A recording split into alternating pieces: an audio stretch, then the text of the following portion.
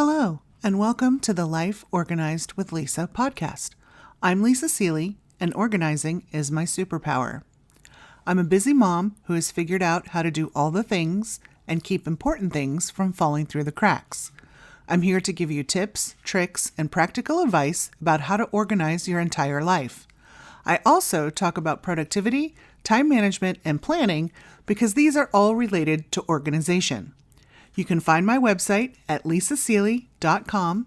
That's lisasealey.com. I'm glad you're here. Today, I want to talk about time. I've mentioned before that time is one of your most precious resources. It's finite. You can't get more time in a day, week, or month, and no one ever knows how much they have left. But if you use it wisely, it can help you achieve all of your goals and dreams. Here are some ways to help you stop wasting your time. Stop saying yes when you want to say no. Every time you say yes to doing something someone else wants, you're saying no to yourself. Let me repeat that so you really hear it. Every time you say yes to doing something someone else wants, you're saying no to yourself. Yes, it is important to help your family and be a good friend, but you absolutely do not have to say yes to everyone and everything. Remember, every time you say yes, you take time away from what you want to do. If you're having trouble saying no, the next time you're asked to do something, instead of responding right away, take a moment to think of how much time the task is going to take and what you would rather do instead. Once you've decided to prioritize your wants and needs, it becomes easier to say no.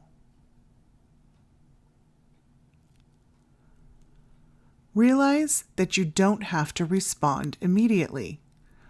When you get a phone call, email, or text, someone wants your time.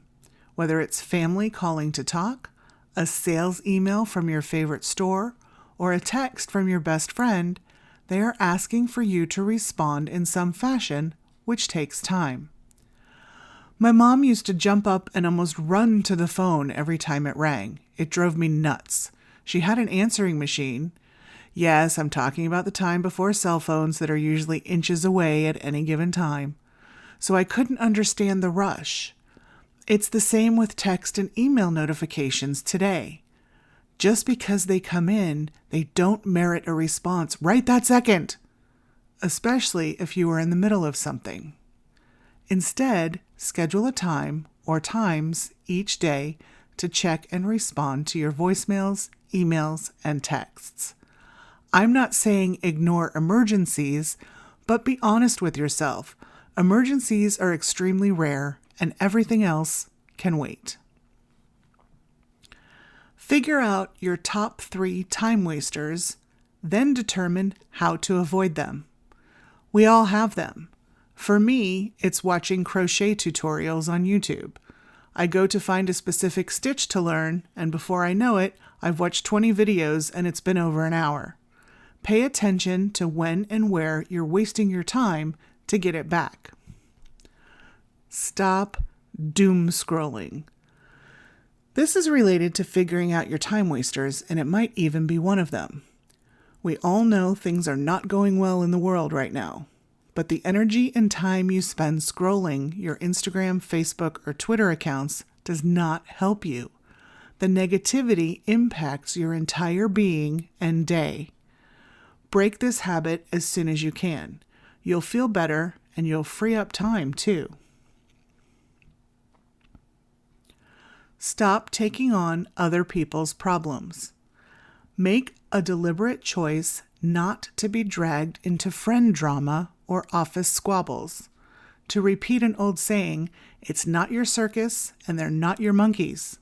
Save your energy and time for things directly impacting you and your life.